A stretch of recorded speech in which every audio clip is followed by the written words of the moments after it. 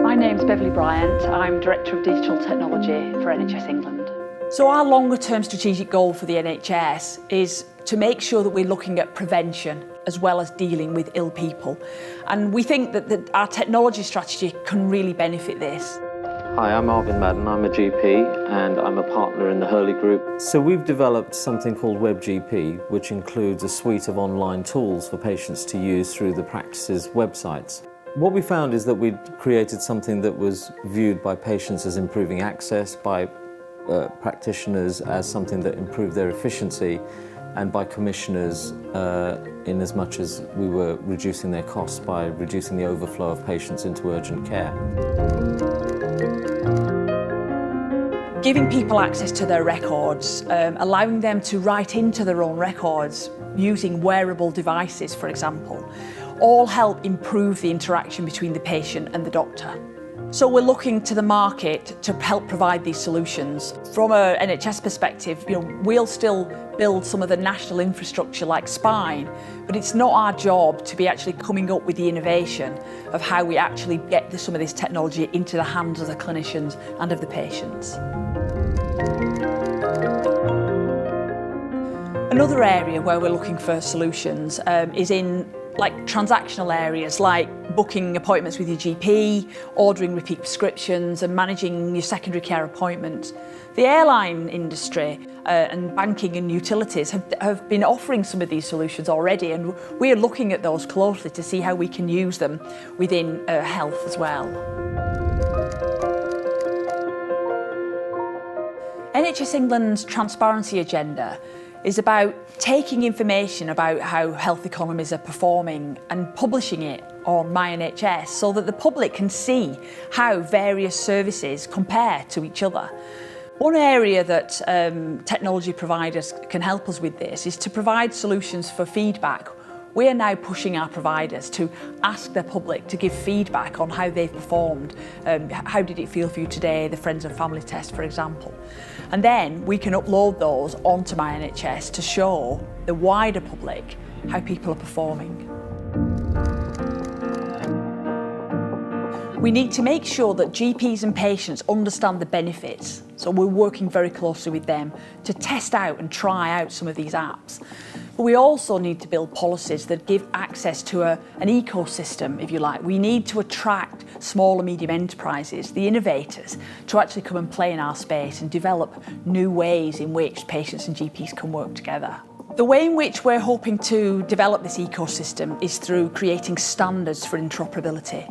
So if a software provider can satisfy some very lightweight criteria around being a proper company, having ethical policies, etc., and for a small fee, and quite quickly they can come and be accredited so that our GP population can start saying to their patients, I think you could really benefit from using this app on a daily basis to upload your blood pressures, using your wearable devices, etc.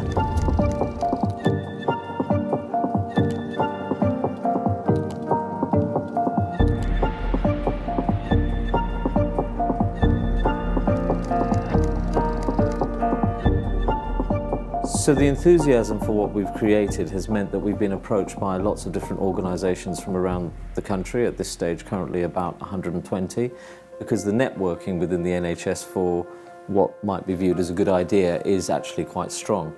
However, the individual relationships need to be nurtured in each of those locations, and it means actually a fair amount of travelling around the country and visiting different groups and standing on stages and presenting what you've created.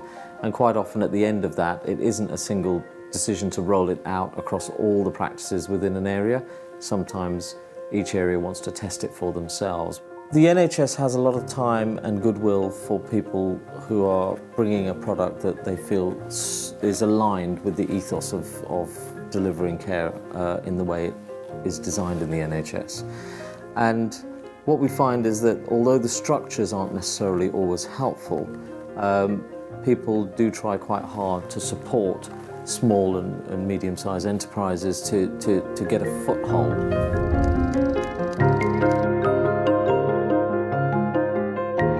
I'm a Jag Dhaliwal. I'm a GP, a doctor in the NHS and also a technology advisor. I think it's really important to get your clinicians on board.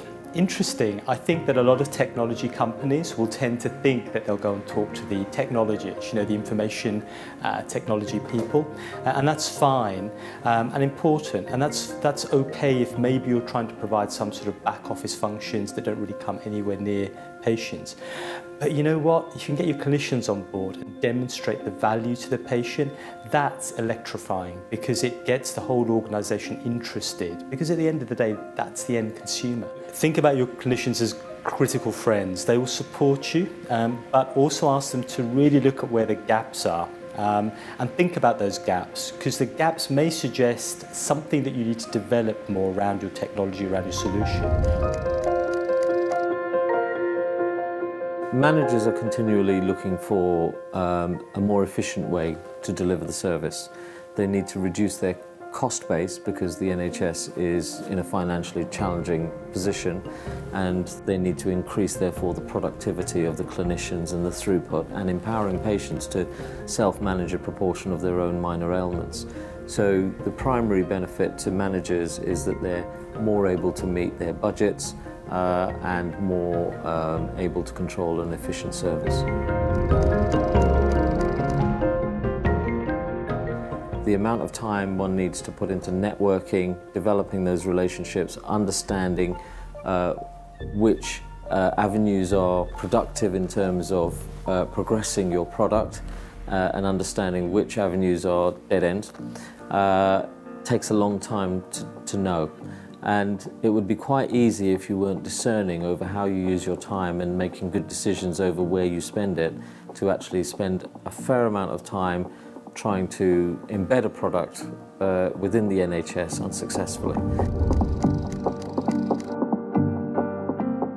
75% of patients are checking their symptoms online before approaching services. Patients are ready.